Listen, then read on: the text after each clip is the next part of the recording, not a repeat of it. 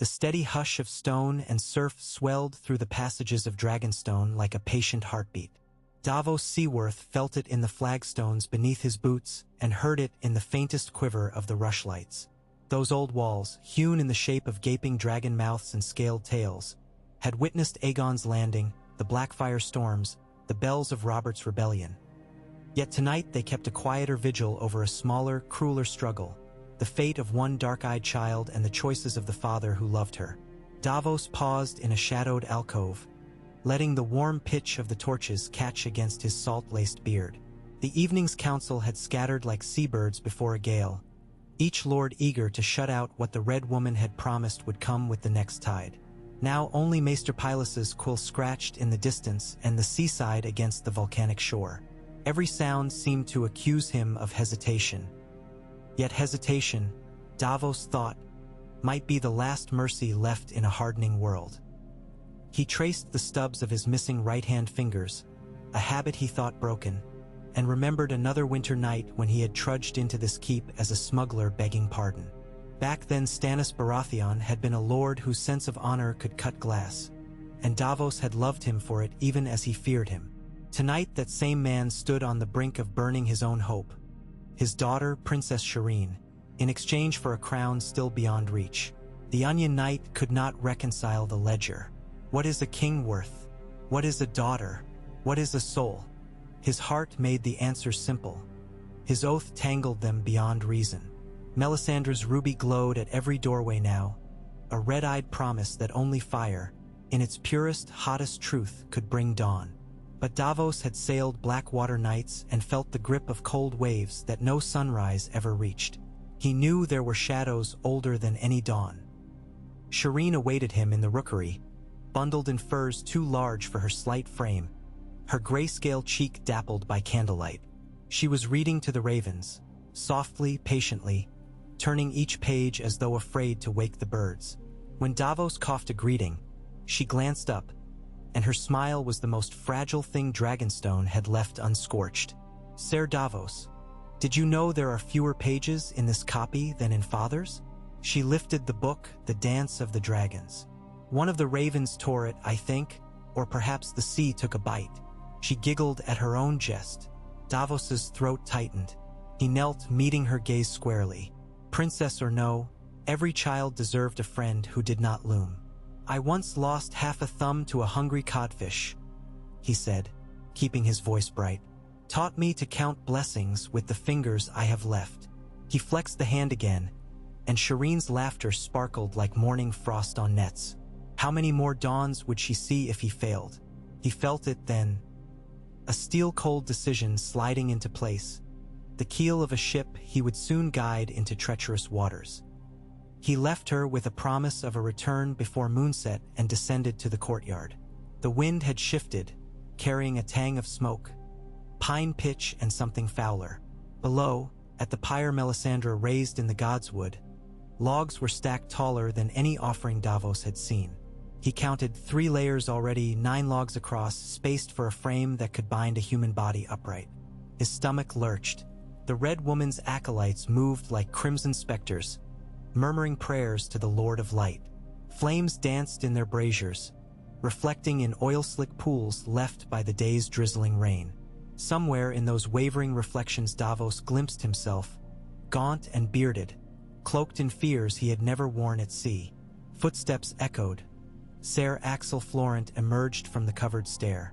His torch threw a harsh light upon his florid cheeks. "Lord Hand," Axel greeted, voice thick with primed devotion. "Her Grace is preparing the rite.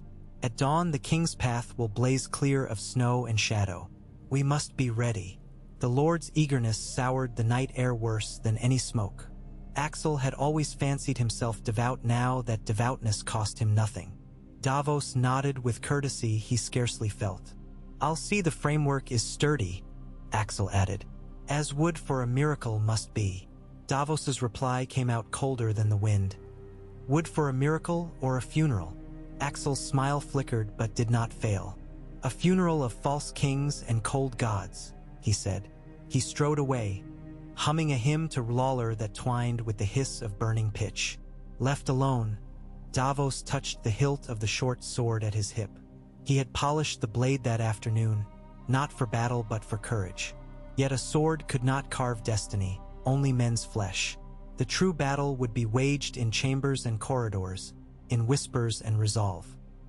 For the first time since Blackwater Bay, he craved the honest peril of deck and spar, where an oar's rhythm and a tide's pull spoke clear truths. In courts and keeps, lies wore too many faces. He made for the northern parapet, where from a certain crenel he could see the fleet below. The sea was black velvet stitched by wavering moonlight, and the warships moored their pitched gently on their anchor chains. The Lord of Light's shadows did not reach the water, Davos thought. Salt washed them clean. If Shireen were to survive, she must leave Dragonstone. He would need a ship small, swift, and crewed by men whose loyalty to him outweighed their fear of Stannis. Smugglers, perhaps, or the Onion Knight's old kin still plying the narrow seas. A plan stirred like a rising tide. Under cover of night, slip Shireen beyond the burnt gate, row her to a sloop hidden in the lee of Driftmark's shoals, and sail for Sisterton or White Harbor, anywhere Stannis's writ did not run. But plans were parchment. Men were flint. He needed an ally inside the walls, someone who loved the girl, or at least despised the sacrifice. Maester Pylus learned, yes, but chained to duty. Ser Roland Storm, loyal to Stannis first. Queen Celis would sooner burn with her daughter than let her go. Melisandre, he dared not think of Melisandre. That left, perhaps the king himself, the man Davos had once believed incorruptible. Could Stannis be turned from the edge even now? In the solar's dim hearth, the king sat warmoot, weighing maps of winter marches and red-inked casualty tables. Davos pictured walking in, laying down his life's weight in words, begging mercy for the child. And perhaps Stannis's jaw would tighten and his fist would thunder. And yet he might yield, as he had once spared Davos's firstborn sons from the noose after Blackwater, claiming he could not waste good archers. It was a slender reed, yet hope was often no thicker. A guttural caw exploded beside him. He started, finding a raven perched upon the merlin, oily feathers spiked by drizzle, eyes 2 chips of night. The bird cocked its head, opened its beak, and instead of croak a curdled rasp escaped. King, king, king. It hopped twice, then took wing, vanishing into the dark. Davos shivered. On Dragonstone, even the birds seemed to speak of crowns. He descended the spiral stair, steps measured to quiet his growing dread. In the bailey below, the pyre loomed unfinished but already monstrous. An altar of dark timber, beams lashed with iron spikes scavenged from old catapults. The ropes gleamed slickly. Each log had been carved with glyphs in High Valyrian, Melisandre's sigils for fire, blood, and dawn. Beside the piles stood barrels of whale oil, sealed with tar. The Red Woman planned to burn bright enough to be seen from King's Landing itself. Davos imagined the glow, a second sky over Blackwater Bay, and the cries that would accompany it. He pressed a hand to his breast as though to tether his racing heart. In the great kitchen, he found Salladhor Saan dining on lamprey pie, a half-empty cup of spiced wine warming his cheeks. The Lyseni pirate had slipped onto the island 3 nights prior under the pretense of selling salt fish, but was in truth here to remind Stannis of debts unpaid. Onion Knight! Salladhor's teeth flashed. Come, share my pie. No bones in this one, well, only small ones. Davos slid onto the bench, mindful of scullions listening. The pirate poured, the wine smelling of oranges and cloves. They drank in silence, eyes speaking what tongues could not amid eavesdroppers. At last Davos leaned in. In 2 days the king rides north, he murmured. Before he sails, the Red Woman means to ask the Lord of Light for victory. Salladhor arched one shapely brow. I have seen her ask before, he said dryly. The Lord of Light is an expensive patron. Davos wiped a thumb along the rim of his cup. It is Princess Shireen they will pay with. The pirate's expression sobered. Ah! He set his goblet down with a click. And you, old friend, will not sail on that tide. It was not a question. I would sooner sail every armada in the Stepstones than watch a child burn, Davos whispered. He stared into the pie's cooling gravy. His voice was the scrape of barnacles on hull. "I need a ship, a fast one." Salador's jeweled fingers drummed the table. "Stannis has eyes on every keel, but there is a galley scuttled in the tidal cave beneath Driftmark. 12 oars. If you can float her, she will fly." Davos met the pirate's gaze, gratitude warring with fear. "And crew, men who owe you," Salador said with a shrug. "Smugglers remember debts longer than kings. But you have one night, Onion Night, and the tide will not bow to tears." Before dawn's first glimmer, Davos found himself back in the rookery.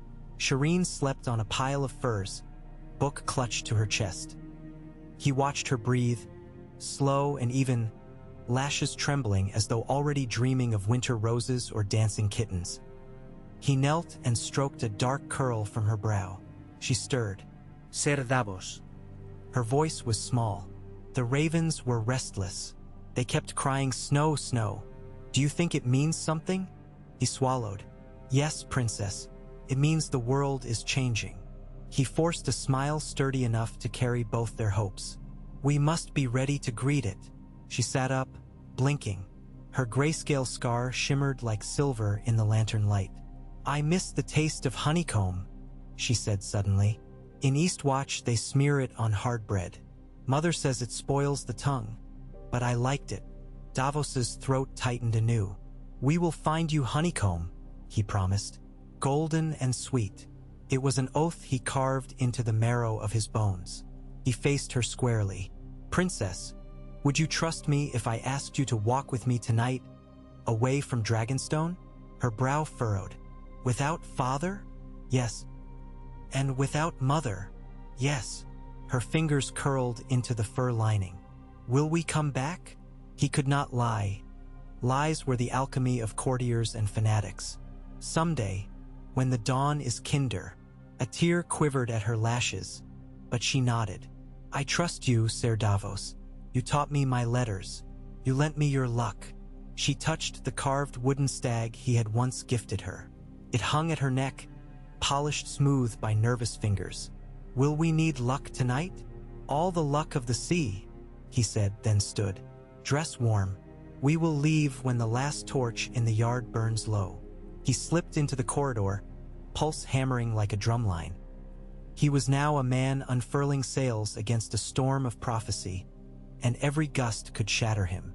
Yet Davos had sailed blacker tempests armed with nothing but onions. Tonight he carried a greater cargo, innocence. The passages leading to the king's solar glowed with thinning candlelight. He meant to speak to Stannis one final time. Beg, plead, threaten if he must. Yet as he raised a hand to the iron-bound door, voices reached him within. Stannis's clipped gravel and Melisandre's smooth flame. He froze ear to the seam. "A father's love is noble," the Red Woman was saying. "But even fathers must bow to the Lord's design." Azor Ahai plunged his blade into the heart of Nissa Nissa, and thereby forged Lightbringer. "So must your grace, if not by your own hand, then by sacred fire. The wall of night falls even now." Stannis's reply was low, a grind of stone. "I have given my sworn swords, my fleets, my faith. Must I give my child?" Melisandre's sigh was like embers shifting. "The true king must give everything." A pause. "Your lord hand grows restive. His love for the girl blinds him to dawn. He will act. That is why I counseled haste." Davos's blood chilled. He pictured Melisandre's eyes, red depths reading him like an open ledger. Stannis said, "Davos is loyal," but doubt wove through the words. "He is, in his way, righteous. Righteous men are the hardest to bend." Melisandre's tone did not change, but power pulsed beneath each syllable. "Righteous or weak, see how he trembles at a single girl's fate. Yet the lives of thousands balance upon this choice. Your grace, clemency is a kinder word for cowardice when darkness gathers." Davos felt heat flood his cheeks. Anger, shame, love, all knotting in his gut. He backed away, breath shallow, and retreated down the stair. Stannis would not be turned tonight. nor could Davos risk confrontations that would end with him in irons. The path had narrowed to one treacherous plank. Betrayal. Hours later, cloaked and silent, he guided Shireen through a postern archseldom used since Mikar's reign. Every few steps he paused to listen for the tramp of guards or the whisper of red priests. Rain had begun again. A soft mist damping torches, smudging the air with the smell of wet ash. At the base of the wall Salador's man awaited. A broad-shouldered Lyseni named Kozari, scarred from Myrish blades and smiling like a crocodile. He held 2 rough-spun cloaks and led them to a narrow skiff moored under the cliff's shadow. "Mind the rocks," he hissed. "They're sharper than a moneylender." Shireen climbed in bravely, clutching her stag. Davos followed, heart clanging like a buoy bell. They rode beneath the teeth of sea-carved arches, the fortress windows receding into specks of gold behind sheets of drizzle. Dragonstone shrank until it was only a jagged silhouette against the storm-bruised sky. Kozari kept the oars whisper quiet. A gull cried overhead, startling Shireen. Davos gathered her in his cloak, feeling her shiver not from cold but dread. He wished he could fold the world around her as easily. Beyond the next headland, nestled in a cave's mouth, the galley awaited. A skeleton of dark wood listing in shallow water. Men labored by lantern light, patching seams with pitch, unfurling a single high-chopped sail. They were rogues Davos had once saved from a Tyroshi hangman. Now they bowed heads as he approached. "Captain," said the tallest, a man called Tarl the True, though lies dripped from him like sea brine. "We named her Mercy. Figure you'll need plenty." Davos clasped his shoulder. "Mercy will do." The tide swelled, an impatient ally. Ropes were cast, oarlocks creaked, the patched sails snapped. With a groan like a waking beast, the galley slid free, prow cutting moonlit troughs. Dragonstone's beacon blinked once, twice, then vanished in fog. Davos exhaled, chest hollowed by relief and fear in equal measure. He knew the island's patrols, their courses and blind spots. They had this one sliver of dark before dawn. Yet he dared not believe they were safe, not until a score of leagues rolled between them and the Red Woman's fires. Shireen sat mid-deck on a coil of rope, watching the darkness. Davos joined her. "Are we running away forever?" she asked. "We are sailing toward life," he answered. "But will Father be angry?" "That is a storm I will face," Davos said. He squeezed her hand. "In the morning we'll have honey on hard bread, and we'll read the pages the raven took away." She leaned against him, trusting. Hours dragged like chained anchors. The wind veered northeast, bringing chill air laden with sleet. Davos wrapped the girl tighter. He squinted into the gloom behind them, expecting crimson sails or a serpent of torchlight on the water. None came. Perhaps. He dared hope. Melisandre's flames blinded Dragonstone to any but her visions. Then a horn sounded long, low, carried by the wind from starboard aft. Salador's men stiffened. Kozari cursed in Lyseni. Another horn answered, closer. Through the fog emerged a shadow. A war galley bearing Stannis' crowned stag banner, oars rising and falling in lethal rhythm. Cries rose. "Oars to ram speed!" The voice of Ser Roland Storm, unmistakable. Davos's heart lurched. They had been sighted after all. "Hard to larboard." He barked. "Loose the windward sail. Catch the squall." Tarl spun the tiller. Canvas billowed. The Mercy heeled dangerously, then surged, spray blasting the deck. Shireen clung to the rail, eyes wide but silent. Behind, the war galley adjusted course, black hull slicing waves like a butcher's cleaver. A whistling split the air, an arrow would cracked on the mast. Another hissed past Davos's ear. Men shouted. One fell with a grunt, feathered in the thigh. The gap closed. 50 yards. 40. Dragonstone's marines would be aboard in minutes. Davos scanned the sea, a labyrinth of rocks and shoals he had smuggled through for years. "Steer for the sisters' teeth," he ordered. Kozari balked. "Those spikes will gut us." "They'll gut our pursuers first," Davos rasped. "Do it." The Mercy plunged into a maze of basalt pillars protruding like dragon fangs from the surf. Oars were pulled in with frantic haste. Hulls scraped, timbers groaned, but they slid through. The pursuing galley attempted the same, but its broader beam caught. A screech of splintering oak echoed across the night. Oars shattered. Cries of men flung into breakers followed. Davos watched, steeled yet sorrowful. Those were his brothers once. War made cannibals of all. With pursuit broken, they limped free of the shoals and angled north by west. But dawn now pearled the sky, pale as a child's first breath, and in that light Davos saw it. A glow on the horizon behind Dragonstone, brighter, fiercer than sunrise. Flames climbed skyward in a column of gold. The pyre, too soon. If the war galley had returned, Stannis would discover Shireen gone. Melisandre would take it as sign of treachery, Davos's treachery. The beacon of Dragonstone would become a hunt light across the narrow sea. He crouched beside Shireen. "Princess, I need you below.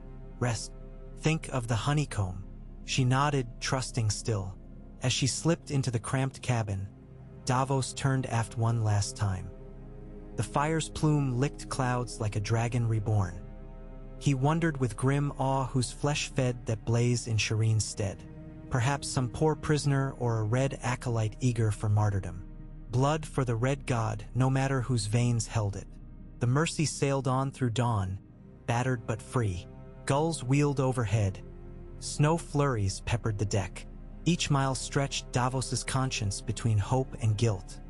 He had broken faith with a king, doomed his own name to the pyre, and bartered the lives of men. Yet Shireen breathed. Her heart beat instead of blistering. That truth anchored him.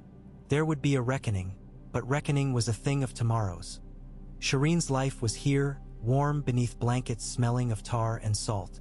By midday they sighted the green smudge of Massey's Hook. Beyond lay the mouth of the Blackwater, and to the north the fanged coast of Crackclaw Point. Tarl urged a course toward Sisterton, neutral ground, narrow and lawless. Davos agreed, though winter storms would dog them. Anything to keep ahead of the king's wrath. He dared not set foot in White Harbor, where stark sympathies might clash with Baratheon edicts, nor in Braavos, whose iron bank would sell them for silver. Sisterton was a wound in the realm's hide BL. Eating smugglers, hermits, and forgotten gods. Shireen could vanish there. He joined the girl in the cabin that evening. She had arranged a nest of blankets and was teaching herself Bravosi from a battered primer. When Davos ducked inside, she looked up eagerly. "I've learned that Valadohiris means all men must serve, but it doesn't say whom." He smiled despite the ache in his chest. "A fine question. Men choose their masters, though some masters choose their men." She frowned thoughtfully. "Will father be angry because I chose to follow you?" Hot shame pricked his eyes. He sank to one knee. "Your father's anger is his own burden. Carry mine. But I swear on every wave of the sea, Princess, I will see you safe." She touched his scarred hand.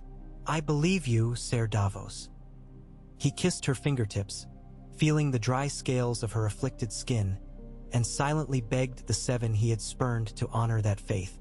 Night fell again, bringing a crescent moon and a brittle hush. Davos stood at the prow, cloak snapping, watching flecks of ice form on the gunwale. In his mind he rehearsed his confession to Stannis. Should they ever meet, he would speak of hearts, of fathers, of the flames that lie when they promise salvation. He would speak of how a king who sacrificed his child would rule ashes even if he won.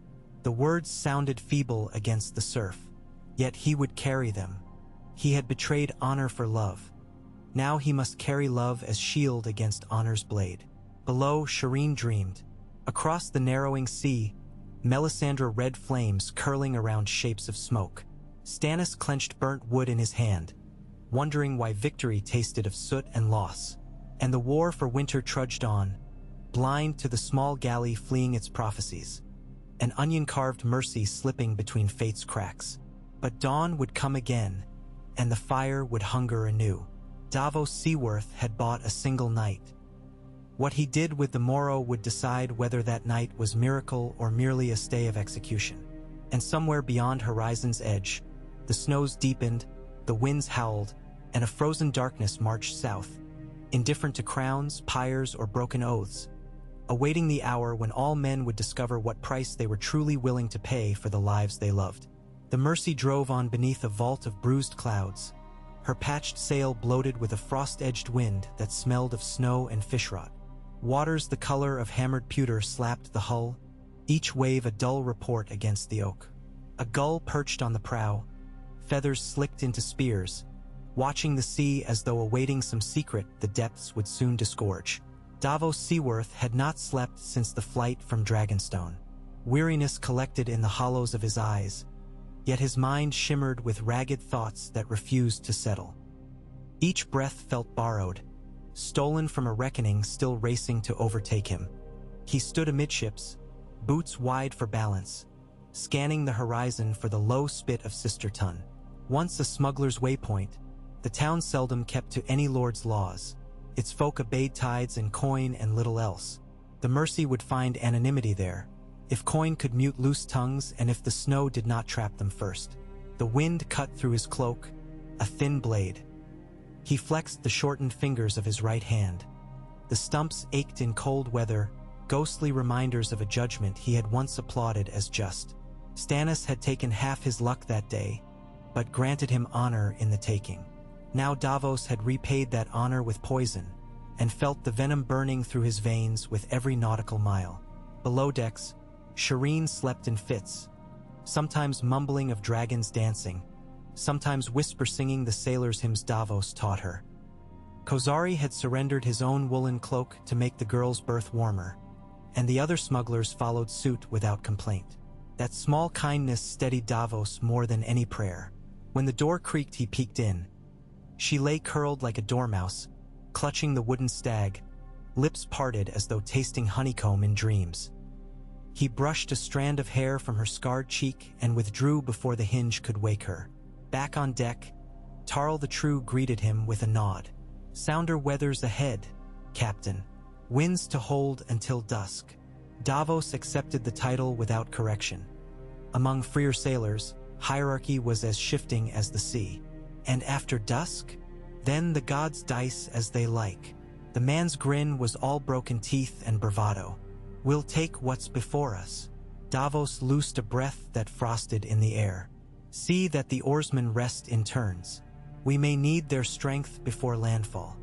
He strode to the stern castle, where the tiller groaned under Kozari's steady arm. The Lysini's eyes glittered black as jet beneath a fur-lined hood. "If Sisterton's watch stands true," Kozari muttered, "they'll spy our sail by second bell. Best we strike colors before then." Davos agreed. Stannis' sigil had been scraped from the sailcloth, yet better subtlety than trust to distance. He helped lower the yard, then rehoisted a blank tan canvas that smelled of mildew. Smugglers seldom bothered with heraldry. Hours crawled past, measured in creaks of rope and the slow arc of the sun behind gauze-thin clouds. The gull abandoned the prow. Another took its place. Davos traced the coastline when it emerged, a ragged black thread between sea and sky. Sisterton was no jewel, merely a scatter of timber houses on a spit of tidal flats, its jetty jutting like a snapped bone. But smoke rose from peat fires, and lanterns winked a welcome through mist. He felt his shoulders uncoil a fraction. Land meant shelter, even if fleeting. They skirted shoals where seals lounged on salt-glazed rocks, their mournful balls echoing. At last the Mercy nudged against the half-frozen pilings of Sisterton's outer dock. Ropes flew, cleats squealed, the hull settled into place with a relieving sigh. Davos thanked the seven and the drowned god alike, then turned below to rouse Shireen. She blinked in the murk of the cabin, rubbing sleep from her eyes. Outside, wind rattled hatchboards. Within, lantern light trembled across the planks. "Are we home?" she asked, voice hoarse from the chill. "We are safe for a spell," Davos replied. "Home we will find step by step." She buttoned her gray cloak, fumbling with numb fingers. He knelt, retied the toggles, and pressed the carved stag into her palm. "Keep him close. A guide through strange woods." Kozari descended, breath clouding. Town guards, 2 men and a mangy hound. Bribed easy. I've lodgings at the Pike's Lantern, 3 rooms, stout doors, no questions. Davos nodded. Take half the crew afore us, sprinkle coin where needed. I'll follow with the princess once dusk cloaks us. The Lyseni hesitated, gaze flicking to the girl. The sooner she warms, the longer she lives. And the sooner tongues wag, Davos countered. Best not parade a princess through streets in daylight. Go. Kozari shrugged, thumped fist to chest in salute, and disappeared topside. While sailors offloaded casks and rigged tarpaulins, Davos paced between crates, mind-working ridges. Sisterton was refuge, but only until Raven or rumor reached Dragonstone. Stannis would fling ravens first, warships next. Worse, Melisandre's fires could show her things beyond mortal eyes. He shivered at memory of her red gaze probing night like a spear. If the Red Woman truly saw by flame, no ocean could hide Shireen forever. They needed allies as well as obscurity. He thought of the Vale. Snow-capped passes might bar armies, and young Lord Robert Arryn was known for frail will easily swayed by pretty stories. But the Eyrie sat leagues inland, and winter closed mountain roads like jaws. The Riverlands lay famine-scarred, sworn now to whichever banner fed them. The North. Stannis meant to claim the North by championing its free folk and the Seven's cause. But Manderley of White Harbor had daughters to safeguard. He might shield a princess if promised favor when the world thawed. Davos considered this as he watched Shireen tug hood over Ravenhair. White Harbor's libraries would delight her. Its maesters had tinctures for grayscale. Yet the journey would be perilous. Storm lashes, ice hulls, and the Ironborn raiding anew since the fall of Moat Cailin. Hope was a needle threading shifting ice. Their turn came with the lamplight. Davos led Shireen up the companionway, each breath sharp as broken glass. Snowflakes whirled like pale moths. The dock smelled of rotting kelp and tar. Fisherfolk in threadbare cloaks shuffled past, shoulders hunched against cold, paying little heed to a graying smuggler and a slight girl. Still, Davos kept his left hand on the dagger beneath his cloak, right hand on Shireen's elbow guiding her quick steps. They made the Pike's Lantern without misstep. The inn crouched against the wind, walls of driftwood boards, signs swinging overhead. A wooden pike fish impaled upon a rusted hook. Inside it was dim, all smoky paraffin and clam chowder reek. Kozari lounged at a corner table, dice in hand, grinning like a fox among hens.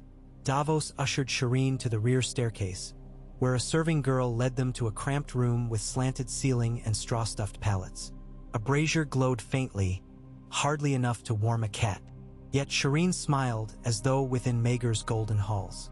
"It smells like the sea," she said. "I like it." Davos pulled blankets tight around her. "Rest. I'll bring supper." She caught his sleeve. "Will you stay close? Closer than your own shadow." He vowed and left before tears betrayed him. Downstairs he found Kozari and Tarl whispering over watered wine. Tarl greeted him. "Word already spreads. The Barton brothers saw us tie up. They ferry gossip faster than herring." Davos cursed under breath. "What price shuts them? More than we carry, mayhap. Better we buy their silence with fear. Remind them what smuggling lords owed you in the old days." Davos shook his head. "Fear cracks tongues wider. Coin is gentler." Yet coin was thin. Salador had furnished supplies, but treasure had never clung to Onion Knight's pockets. He rubbed his temples. Kozari leaned back, eyes half-lidded. "Or we leave before dawn. 3 tides and a nor'easter due. No sane pursuit will chance the shivering strait this week. We steer for White Harbor, as your mind already drifts." Davos studied the maps carved in his memory. Currents, reefs, lee shores. A winter gale could smash a galley to kindling, yet likewise shield them from heavier warships. "We would need stores," he murmured, "and thicker pitch. Mercy leaks along her keelson." "I have a cooper," Tarl offered. "Old coddy, men's casks, men's marriages, men's hulls in a pinch, if you pay in whiskey." "Pay him," Davos decided, and gather salt pork, oats, lamp oil. Enough for a fortnight. Tarl drained his cup and went. Kozari poured fresh wine. And if pursuit sails despite the gale? Davos's gaze drifted to the hearth, where embers glowed like distant portals. Then we pray, or we fight. The Lysini's smile was sharp as a drawn sail knife. Fight? With your 7 sprats and a mast held by wishes. I have fought with less, Davos said softly. They both knew it true. He took a bowl of chowder and heel of brown bread up to Shireen. She ate primly, murmuring thanks. Afterwards, he read to her by tallow candle. Lines from the Dance of the Dragons she had half memorized yet never tired of hearing. When her eyes drooped, he tucked blanket to chin and sat in the lone chair, fingers steepled. Snow whispered against the shutter. Hours passed. The candle guttered. Sleep nipped but could not claim him. Near dawn, muted shouting rose from the street. Davos sprang, blade drawn before his mind woke. At the shutter he spied torches bobbing along the quay. Men in black-trimmed cloaks bearing spears as long as oars. Sisterton's watch? No, these moved with discipline, steps matched like rankers. His blood iced. Stannis? So soon? He counted 9, maybe 12. At their head marched a lean figure in mail with a cloak of pale blue. Not Baratheon colors.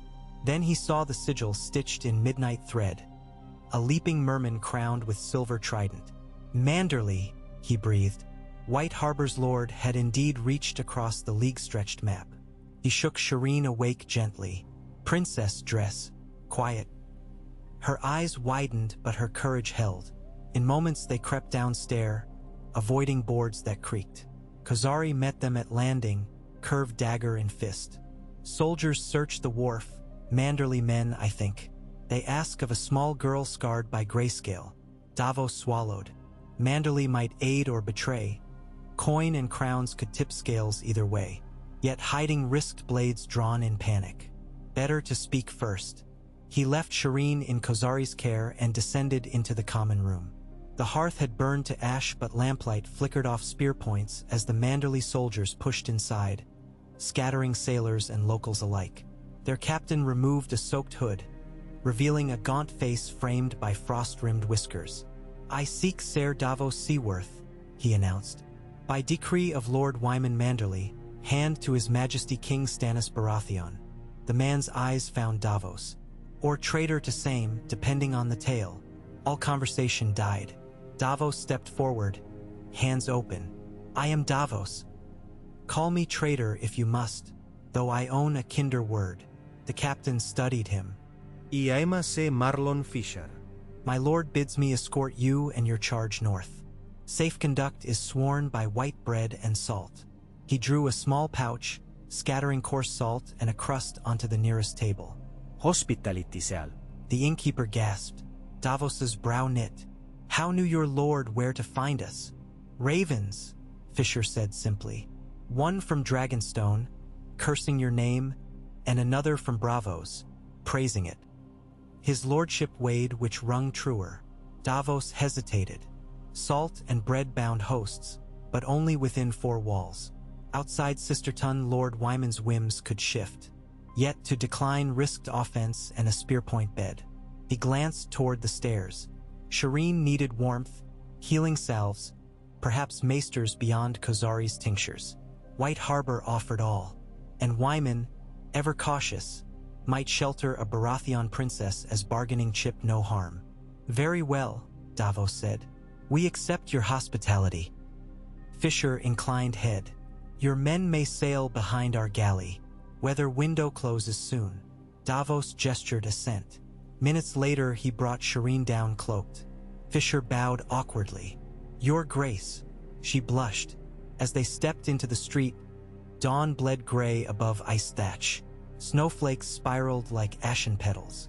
Fisher escorted them to a squat river galley named Fat Prudent, decks already snow-dusted.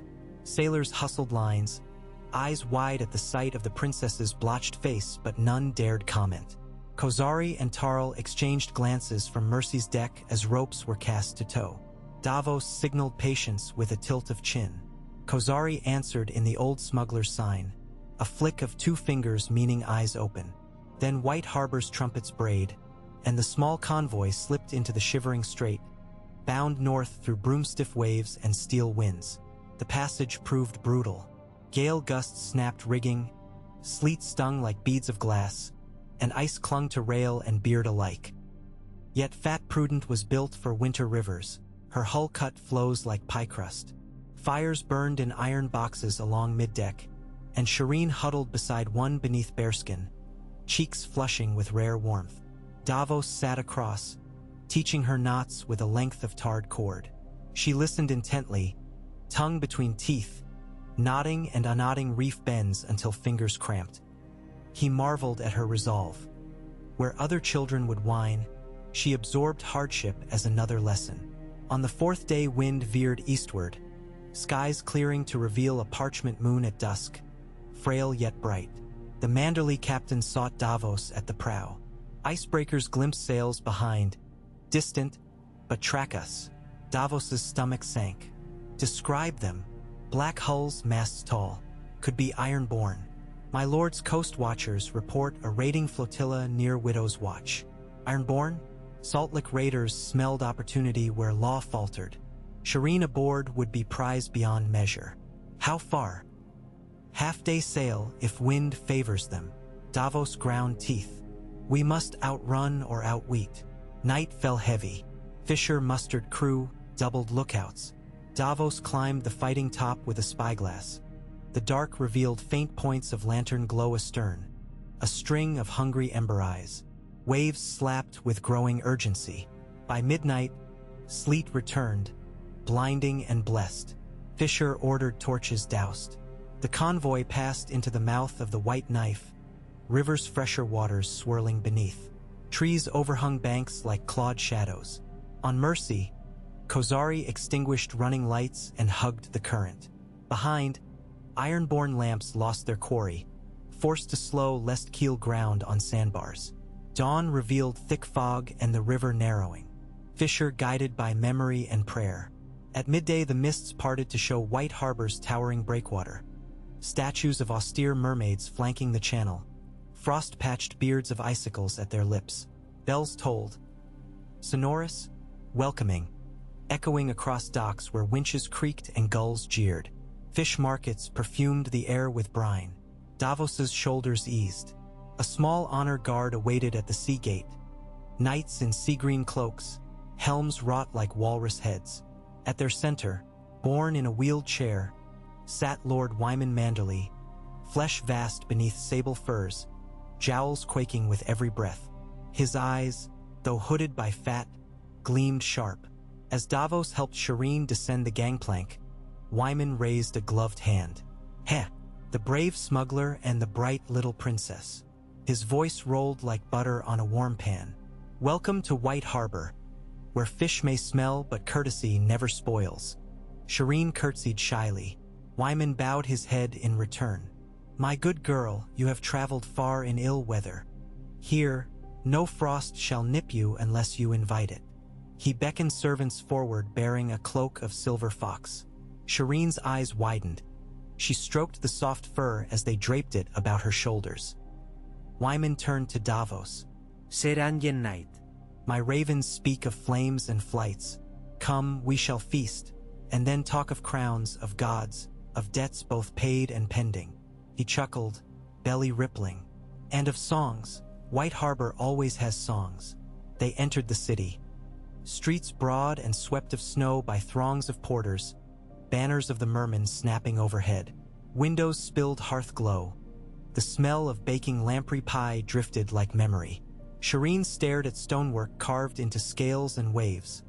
White Harbor's masons loved nautic motif. Davos matched pace with her, noting crossbowmen atop roofs. Guaymansperd no kouschen. At the new keep's grand hall, they were greeted by a choir of children singing, The Maiden and the Fish.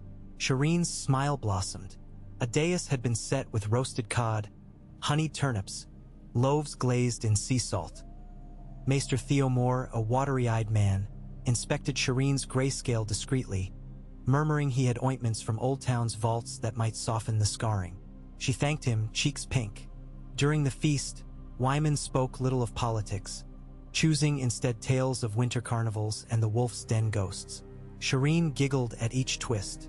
Davos ate sparingly, senses tuned to undertones. When platters cleared, servants withdrew, and torches dimmed, Wyman leaned forward. Now, Onion Knight, give me your truths. Why flee your king? Davos recounted the Red Woman's intent, the pyre prepared, the desperate flight. Hall echoes absorbed every word. Wyman's face hardened.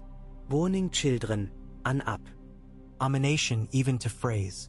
My heart grieves for Stannis. Once a stern oak, now hollowed by fire.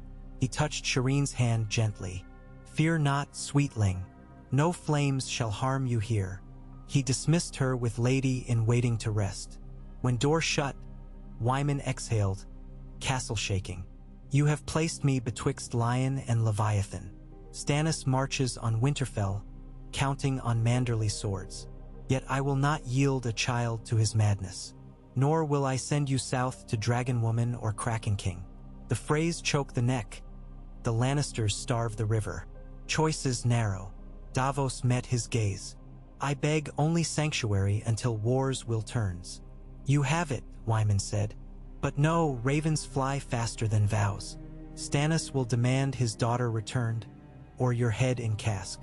I must prepare answers. Davos bowed. Name a price.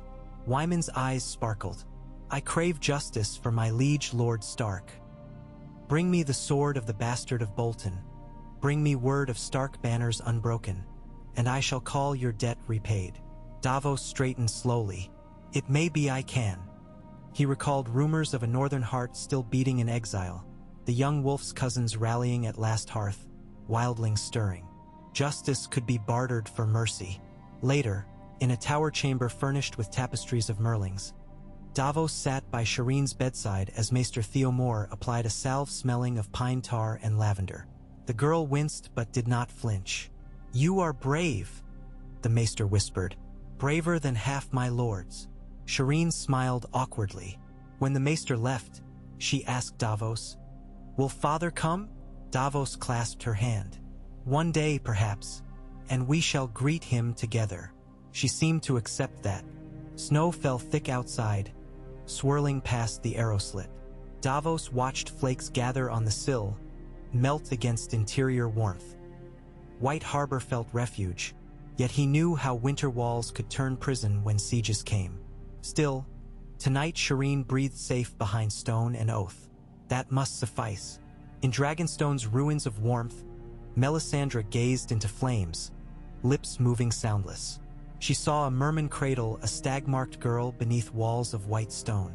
She saw onion banners gutter in bloody snow, and she saw darkness deeper than night swallowing all warmth. Her red eyes reflected the fire as she murmured, The child must burn. Lightbringer unlit is but iron. She rose, crimson silk whispering across basalt floors, to whisper counsel in Stannis' ear. The king's face was gaunt, eyes burning. When she spoke, his jaw clenched harder than Dragonstone's own black cliffs. Across winds and whirlpools of snow, ravens beat wings heavy with message. One found White Harbor's rookery high above the new keep, tapping frost-rimmed beak against iron bars until a bleary-eyed youth fetched it inside. The parchment bore Stannis' broken seal and 4 terse words. Return the princess now. Wyman Manderly read it dawnward, expression unreadable. He requested quill, ink, and a fresh raven. His reply spanned more words, yet said less. The princess is safe. I remain your faithful servant. Hospitality binds. May the 7 keep you in their light. He sealed it with green wax and the leaping merman, then called for mulled wine thicker than blood. Rumor bloomed through White Harbor like mold. Some said the stag princess carried plague that stone flesh could not hide. Others whispered she was betrothed to a northern heir for alliance. A few swore she was dead already, and this girl merely a shade. Davos ignored gossip, focusing on tasks. He oversaw Mercy's repairs in the inner docks, drilled her crew with river polearms, and walked ramparts with Ser Marlon Fisher learning harbor defenses. Shireen spent afternoons in the Maester's library, devouring histories of Brandon the shipwright and tales of the Laughing Sisters. She penned letters she never sent, folded paper boats to float down the frost-fringed courtyard fountain. Weeks passed. Snow deepened, burying streets to windowsills. Merchant cogs iced in harbor until men with axes chopped paths. By night, choirs sang carols to placate the winter winds. Yet tension coiled beneath festive ribbons.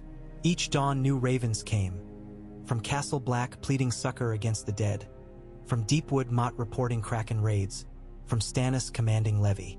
Wyman answered none with haste. One brittle morning, Davos found himself summoned to Lord Manderley's solar.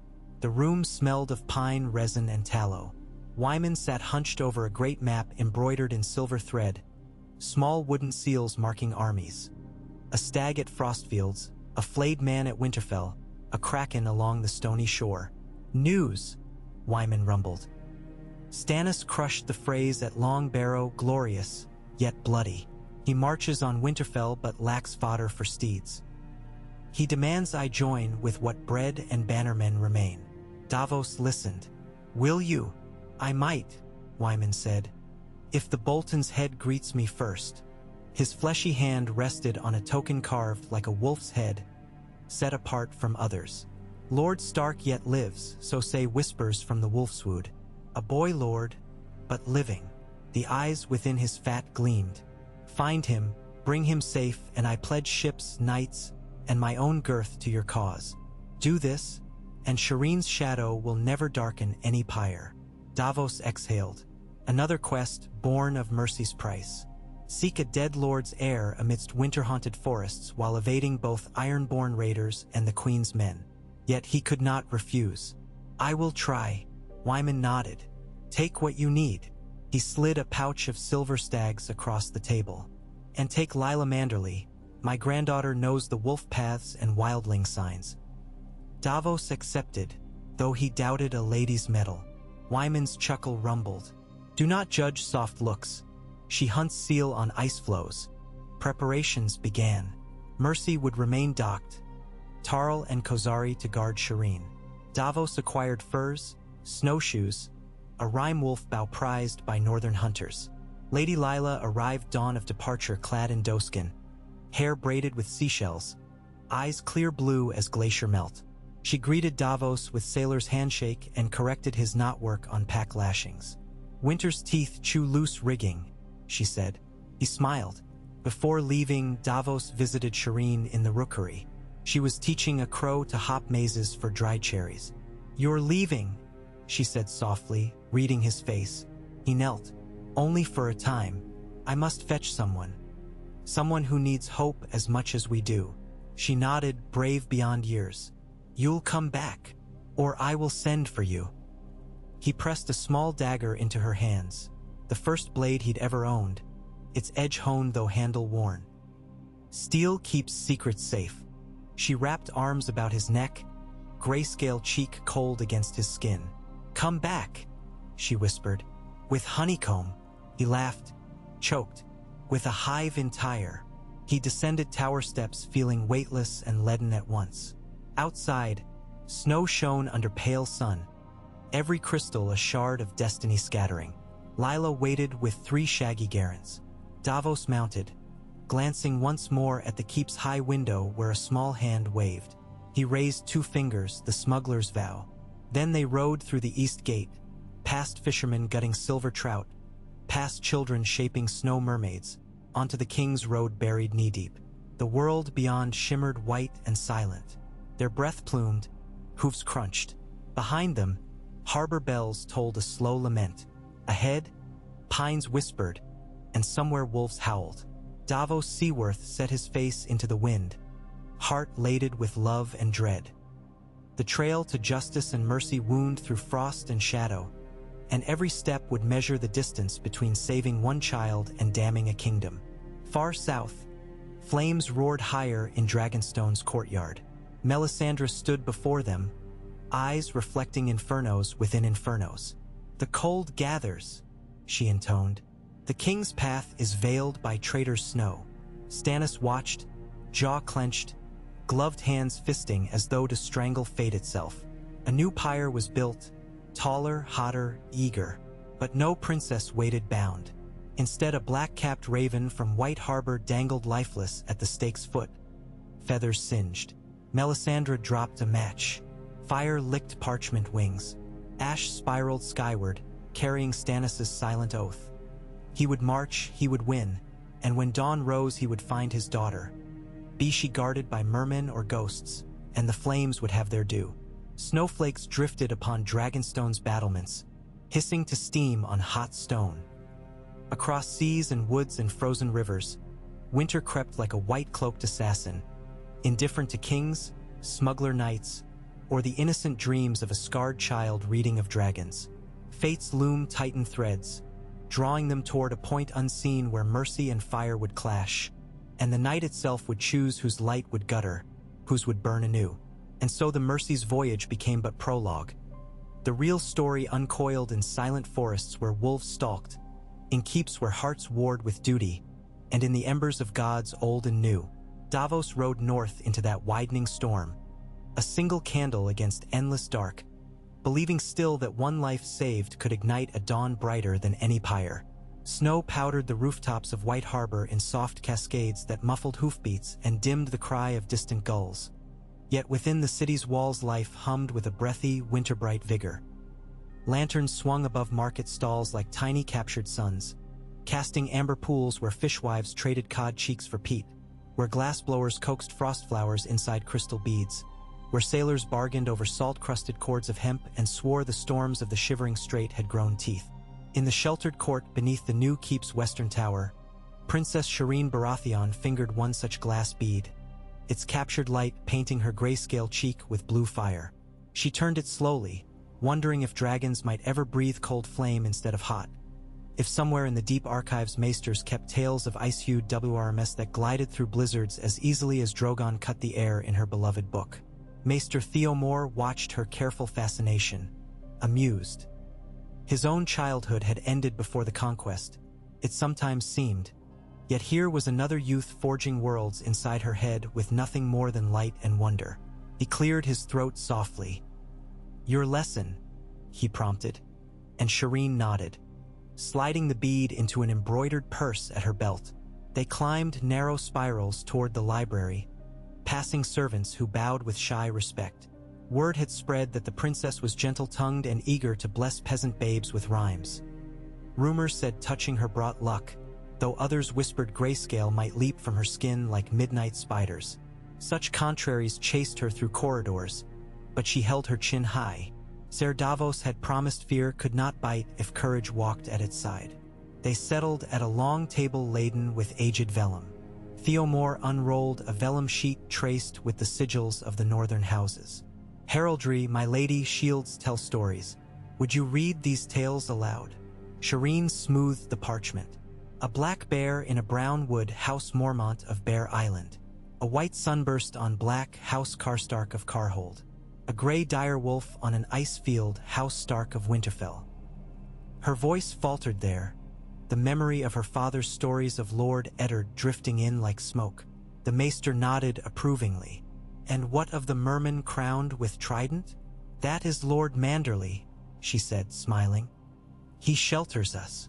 Below those lofty walls, Lord Wyman Manderley sheltered schemes older and hotter than the forge fires of his smithies.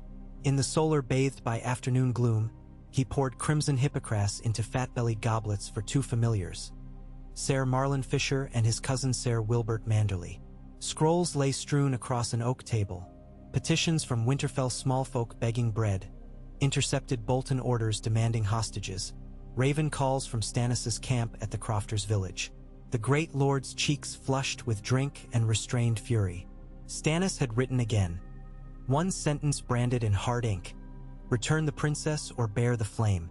"Flame," Wyman muttered, dabbing wine from his chin.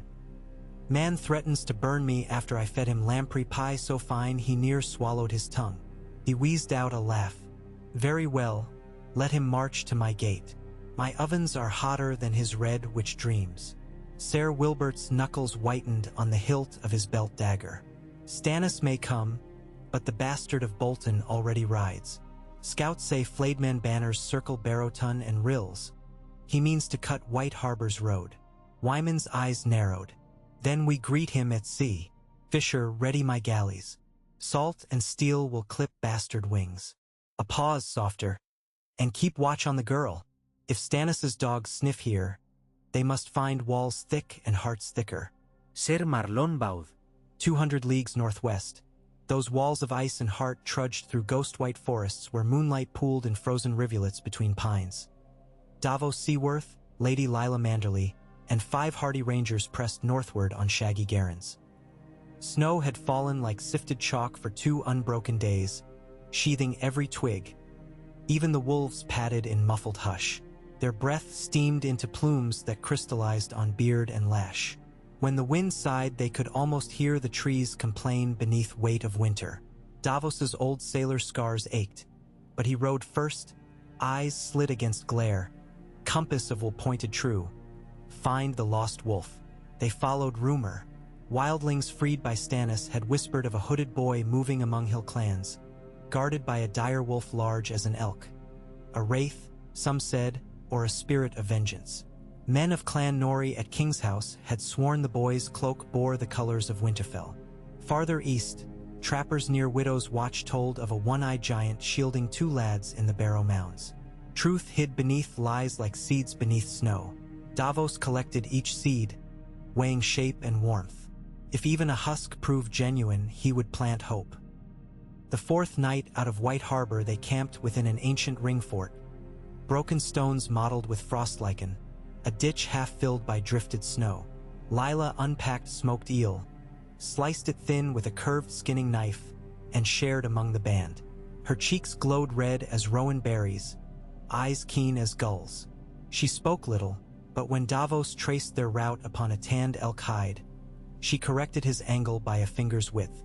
"Mistake that, and we ride into the shivering sea," she said with a grin barely there. He chuckled, grateful for her unspoken confidence.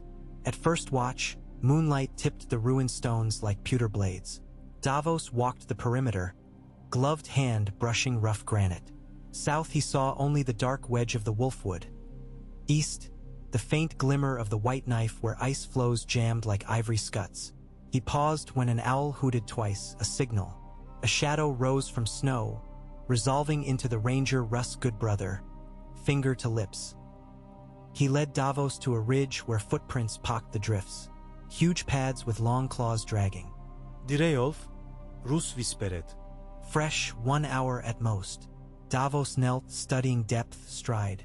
He followed the line of prints into thicket, where smaller human tracks trod within the wolf's path. A boy's boot, narrower than man-grown. His heart hammered. They were close. Morning dawned crisp as shattered glass. They broke camp quickly, following the spoor into denser forest. The path twisted beneath bent spruce limbs heavy with snow, through valleys echoing with distant river roar. Twice they glimpsed dark shapes between trees, once a white-furred hare leaping, once a lank stag stumbling through crust. By midday, storm clouds marbled the horizon. Davos urged pace. Snowmelt rivulets met in a gorge, forming the Little Porcupine River, half frozen, cracked by black channels running swift beneath translucent skin. Hoarfrost feathered every branch along its edge. The tracks led to a natural bridge of ice where the river narrowed. Beyond, they vanished into wind-scoured earth. On the far bank lay a camp. Fire pit still warm, strips of hare flesh left to smoke, and a wooden practice sword carved from birch. Lila crouched beside it, recognition flickering. A clan's make. They train their young thus. She sniffed ashes. Gone not 2 hours. Russ lifted a tuft of gray-white fur snagged on a thorn. Dire wolf indeed. His voice trembled with equal parts awe and fear. These woods have not seen one since Rob's march. Davos's resolve sharpened. We gain ground. Press on till dusk. They followed tufts scat, faint prints. Each sign sang hope. The boy was real, the wolf alive. Mid-afternoon they heard shouts echo. Ruff panicked. Lila and the hunters fanned out. Davos crept through wind-shivered brush and saw a clearing where 3 Bolton spearmen battled a great gray beast the size of a small horse. Blood streaked its flanks. Arrows bristled from shoulder. It lunged with jaws bare, scattering men. Behind it crouched a boy of perhaps 7, face smudged, eyes like storm clouds. A branding iron scar of shackles marred his wrist. Hairs rose on Davos's nape. Rickon stark. There could be no other. Time slowed as battle lines aligned. Bolton men raised shields, shouting, "Flay the cur!" The wolf, shaggy dog, if tails held, snarled thunder. Instinct flowed through Davos like a tide. He knocked arrow to borrowed bow, loosed. The shaft took the lead spearman in the thigh. Lila's arrow followed, punching through another man's neck. The third wheeled, eyes wide, then split as Wolf's jaws clamped on helmet rim and wrenched sideways with skull splinter crack. Silence crashed down, broken only by Shaggy Dog's rumble. Davos lowered bow slowly, stepping into clearing, hands open. The boy backed, clutching birch sword. Lila spoke first, voice gentle. "Rickon, son of Eddard, is that your name?" Stark eyes narrowed, but he nodded once. Bolton corpses steamed crimson onto snow. Lila unslung her waterskin, set it down, retreated 3 steps. Shaggy Dog sniffed, then lapped greedily. Rickon watched these strangers, chest heaving. Davos knelt. "I served your brother Robb, lad. I served King Stannis after. Now I serve your safety." The unbuckled glove showed shortened fingertips. "Smuggler's price, paid for saving lives, not taking. Will you trust me a little?" Rickon's gaze flicked to Shaggy Dog, who chuffed and shook snow from pelt. The beast's hackles eased. The boy sheathed birch practice sword into belt rope, approached 2 wary steps. "Ghost told me to keep moving," he rasped, voice hoarse from disuse. Davos blinked at that name. Had Jon Snow's direwolf survived? But now was not time. "We'll move together," he promised. "South and east to White Harbor, warm beds, safe walls." Hesitation lingered until Lila produced a carved whalebone whistle strung on leather. "A gift for a young lord," she said. Rickon accepted, fascination outweighing fear. Trust sprouted fragile as winter wheat. They buried Bolton dead beneath cairn rocks, lest carcasses draw other horrors, then tended Shaggy Dog's wounds with pine resin smear. Rickon stroked Wolf's muzzle, murmuring low speech only beasts seemed to know. When dusk grayed the sky, they guided him to a secluded hollow, built fire low with dry pine cones, shared venison jerky. Rickon ate like starved cub, eyes darting for threat. After, he curled against Shaggy Dog, cloaked in Wolf's hot breath and new allies' promise. Davos watched flames gutter, mind spinning. They had found the lost heir. Now came their gauntlet home. Bolton scouts would track their missing patrol, and winter closed behind them like castle portcullis. Yet hope glowed, bright as coals. He pictured Shireen's face when he returned, how she would curtsy shy to another child become friend. An image of 2 lonely heirs playing Sivas warmed him more than fire. But far off beyond the neck, dread moved. At Moat Cailin, a message changed hands beneath Weirwood Heart. Bolton patrol lost, Stark whelp sighted, Wolf's return. Ramsay Snow read the parchment, lips curling. He summoned hunters with flaying knives honed to whisper. "Find the pup," he ordered, voice silk over steel. "Bring me the wolf's head and the boy alive enough to scream." Crows scattered at his laughter. At Queen's Men Camp by Crofter's Village, Stannis Baratheon broke castle bread crust with brittle fingers. Melisandre approached, hair like tongues of nightfire. "Traitor Snow thickens," she said. "The lost wolf rises, and Manderly's harbor shields both." Stannis's mouth twisted. "Wolves, mermen, onions, my kingdom of fools." He slammed fist on table. "Gather the men. We march at dawn for White Harbor. We take my daughter back by right of king's blood." Melisandre smiled serenely. "Light will guide us." Stannis did not answer. He stared instead at the bread's hollow center, imagining perhaps the hole within his own heart where love for child used to nest before it burned to ash beneath crown's weight. In White Harbor, Shireen dreamt of blue flame dragons and black-furred wolves sharing honeycomb atop a spire of ice. When she woke, dawn pale through shutters, a raven rapped at her sill. A bird sleek and perfect, sans message. She fed it dried currants. The raven croaked "Snow boy home," then flew. Shireen pressed hand to chest. Something stirred. An ache, a thrill. Ser Davos was coming back. She could feel the wave of his promise rolling nearer. She twirled once in her new fox cloak, grayscale forgotten beneath anticipation. That same dawn, Wyman Manderley convened council in Sea Tower Hall. Blazing hearth, tables laden with quills, salted cod breakfast cooling as arguments heated. Traders reported sails bearing Kraken sigils stalking coast. Ravens from Eastwatch begged grain. The king demanded Shireen's return. Wyman hushed them with one meaty palm. "North remembers," he declared. "We fatten ourselves on memory, and memory hungers for justice. Let Krakens raid. We'll net their heads for market stalls. Let the king bluster. We'll feed him words till his belly bursts. But the child stays." A roar of assent followed. Even those fearful found courage in his girth. White Harbor would stand. Afternoon brought an incident. Two Sellswords drunk on winter ale scaled the outer postern hoping to kidnap the stone-skinned princess for ransom to Queen Regent or to Iron Bank. Kozari caught them at corridor turn, curved dagger flashing. By the time guards answered screams, one bandit lay unconscious.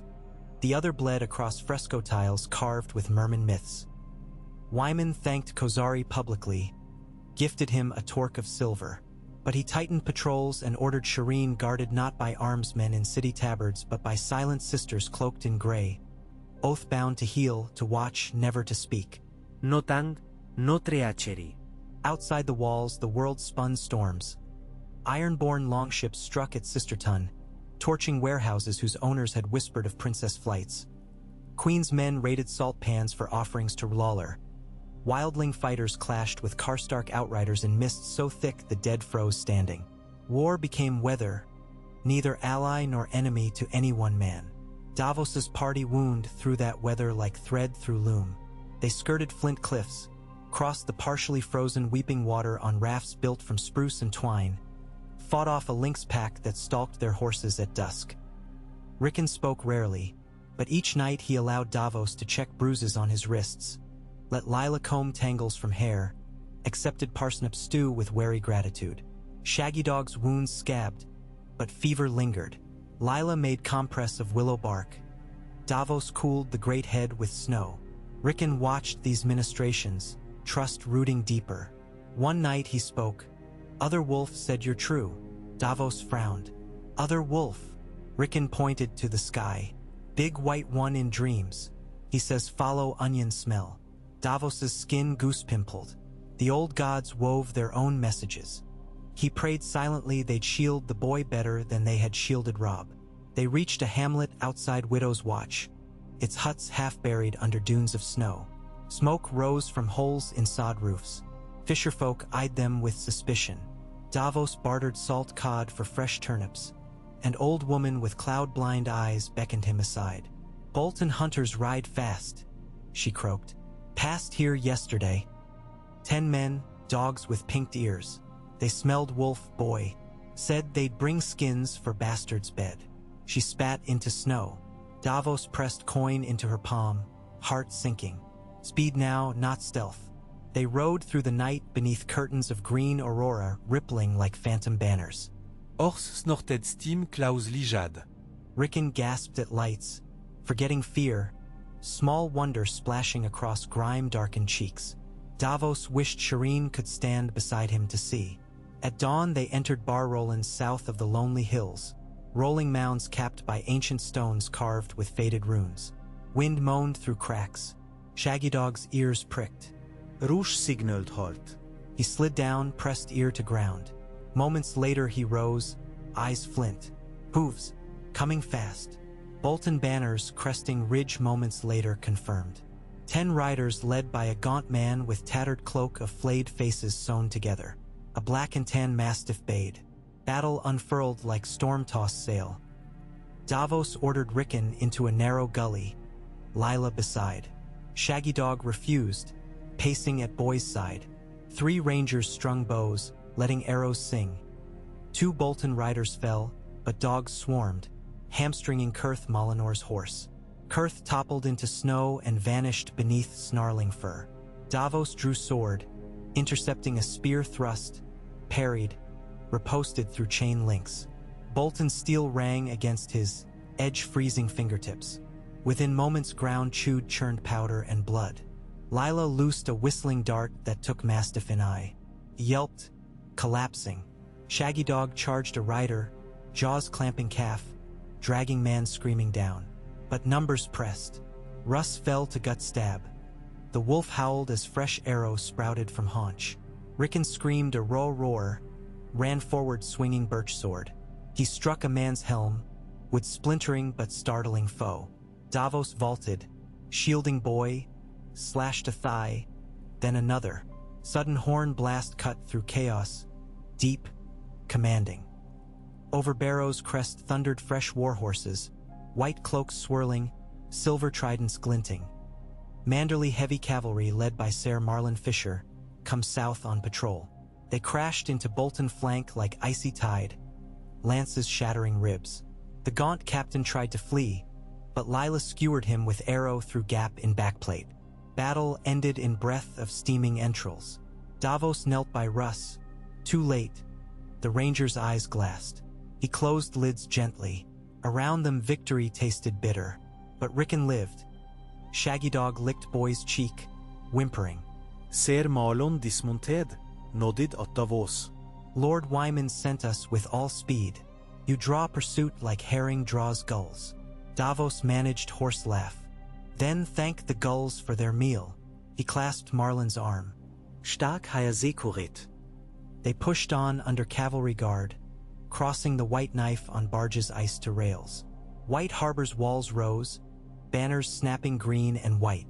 As they entered, bells rang, pealing high, clear. In the bailey, Shireen waited wrapped in fox 2 sizes too large.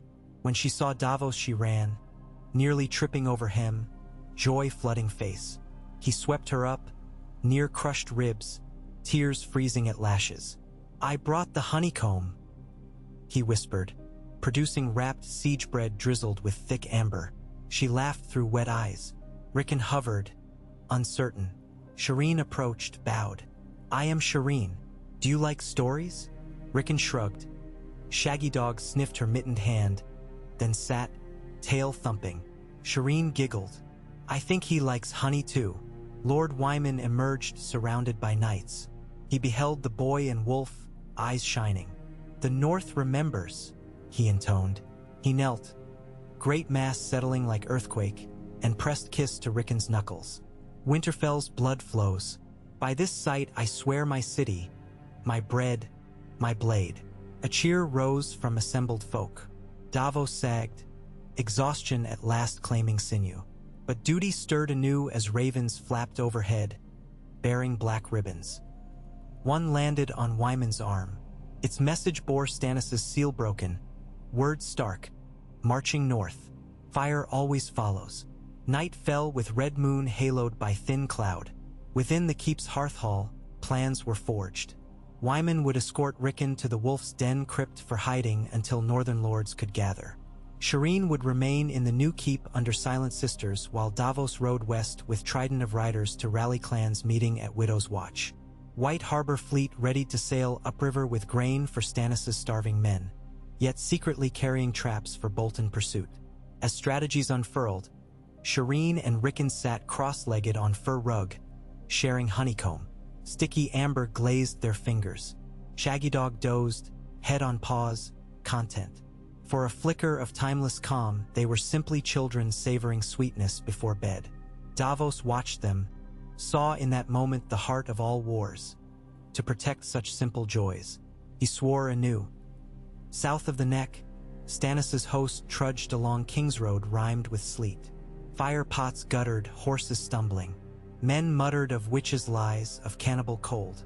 Melisandre rode at Stannis' side, ruby pulsing. In her visions, white merman devoured a stag while wolves howled in triumph. She shuddered, though not from chill. The flames showed victory for others, not for her king, unless the girl burned. She leaned close, voice ember low. Your daughter yet lives, and so long as she does, the darkness is drawn to her blood. Claim her, free her, and dawn breaks. Stannis' face was all angles of torment. Dawn will break upon justice, he said. But first, I will break those who stole my justice. Melisandre's smile flickered. Was it pride or fear? Hard to read flame in winter wind. 3 days later, scouts of White Harbor reported King's banners upon Dreadfort Road. When Davos heard, he felt the familiar churn of tide in gut. Battle near. But this storm he had stirred himself, and he would face its breaking. He donned mail-polished dull, strapped sword to side, and went to Shireen's chamber. She sat at window practicing bravosi. He knelt. "Your father comes," he said. She bit lip. "To take me, perhaps, but I will speak before swords." She nodded, eyes brave. He squeezed her hand. "Remember the knot I taught you. Reef it strong." She repeated the movement with ribbon, tying it twice around wrist. It would not slip, nor would his oath. That evening Davos met Rickon in crypt where stone wolves guarded old kings. The boy placed acorn before Lynna's effigy, whispering prayer. Davos laid his shortened fingers upon forebear's marble paw. "Winterfell rose from blood and duty," he whispered. "May it rise again through mercy." Rickon looked up, fierce and small. "I'll fight," he vowed. Davos smiled sadly. "You will live, little wolf. That is fight enough." He ruffled hair. Shaggy Dog snorted approval. White Harbor prepared. Portcullises greased, scorpions wheeled to parapets. Cauldrons of whale oil heaved near murder holes. Yet banners also flew, wolf, merman, clasped hand. Symbols not of division but of union forming anew under snow's hush. Fisher leveled spears along Seahorse Gate. Kozari commanded harbor galleys with tar-soaked arrows. Lila sharpened arrows fletched with blue jay quills, kissed each for luck. Children were ushered into sea tower catacombs. Bakers worked through night shaping loaves shaped like wolves for morale. Dawn's light revealed Stannis' host on opposite bank. Lines of frostbitten men flanked by siege towers of rough pine. Drums boomed. A herald rode forward waving white flag. Davos, Wyman, and Ser Marlin met him at Midbridge. The herald unfurled scroll. "In name of Stannis Baratheon, first of his name, deliver Princess Shireen, traitor Davos Seaworth, and the stolen wolf boy, or face holy cleansing by fire." Wyman chuckled beneath breath. He asked politely, "And if we surrender no one?" The herald's eyes were hollow. "Then fire will feast till snow melts." He turned, galloped back. Wyman exhaled, turned to Davos. "The die cast." Davos looked to sky, where snow clouds parted to reveal a pale sun ringed in frozen halo. "I will speak to him," he said, "before swords." Wyman's brow arched. "Mad or saintly?" "Desperate," Davos answered. He saddled horse, rode across bridge alone, hands empty. Bolts notched along walls tracked him like cold eyes. Stannis met him before a bonfire where Melisandre stood sentinel. The king's face was rigid as carved basalt. They spoke long, words lost to wind. Davos pleaded daughter's innocence, offered himself in place, urged memory of honor once guiding Stannis' rule. He told of Rickon, the North's hope of Bolton cruelty, of how crowns forged in children's ashes crumble. Stannis' jaw worked. Melisandre's ruby burned bright, casting red glimmer across Davos' scars. At last Stannis stepped back. He drew sword not Lightbringer, but plain steel. He drove it into frozen ground before Davos. "Bring me the wolf boy to fight for northern hearts," he said, voice raw. "Keep my daughter behind walls until war's end. When throne secured, she returns to me unspoiled." Melisandre hissed protest, but Stannis' glare silenced even fire's priest. Davos bowed. "On my bones, I swear. No treaty inked nor parchment signed, only frozen earth accepted oath." Davos remounted, returned to White Harbor. Wyman listened, then laughed deep. "Victory without arrows, your tongue sharper than quarrels." Yet he knew bargain fragile as ice sheet. He convened lords. The boy would ride south with Stannis' host, under Manderley guard, to call northern banners against Bolton. Shireen would remain in White Harbor, But Davos must stay too, hostage of trust. He accepted. That night Shireen wept quietly, fearing father lost or worse. Davos held her hand through bedchamber gloom, reciting sailor tales of star whales and lamprey nights until sleep stole sorrow. In courtyard below, Rickon mounted Shaggy horse, Shaggy dog loping beside. He looked back once, meeting Shireen's candlelit silhouette in tower window. He raised wooden sword in salute. She pressed palm to glass. Storm lanterns bobbed as column departed, merging with Stannis's blurred ranks. The next dawn the world felt hollow. 2 children parted, 2 fathers burdened. 1 war paused upon lakes of blood yet to thaw. Davos strode rampart, breath pluming. He glimpsed horizon where Stannis's host dwindled to ants. For first time in memory he prayed not for tide or wind but for mercy to hold true. Below, city bells rang midday, cheerful, oblivious of fragile armistice. Snow began again, soft, relentless, covering tracks and hopes alike in white forgetfulness. Still life stirred. Shireen practiced Bravosi truths with Maester Theomore, vowed to send Raven daily to Rickon. Kozari drilled harbor archers. Lady Lila packed medical chests, preparing to ride with grain barges into winter-stricken villages. Davos lent her his old fingerbone pouch for luck. She smiled, slid it around neck.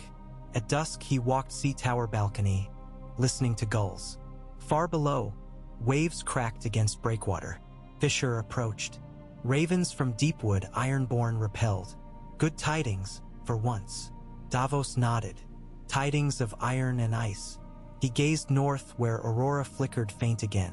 Somewhere beneath that green veil Rickon rode.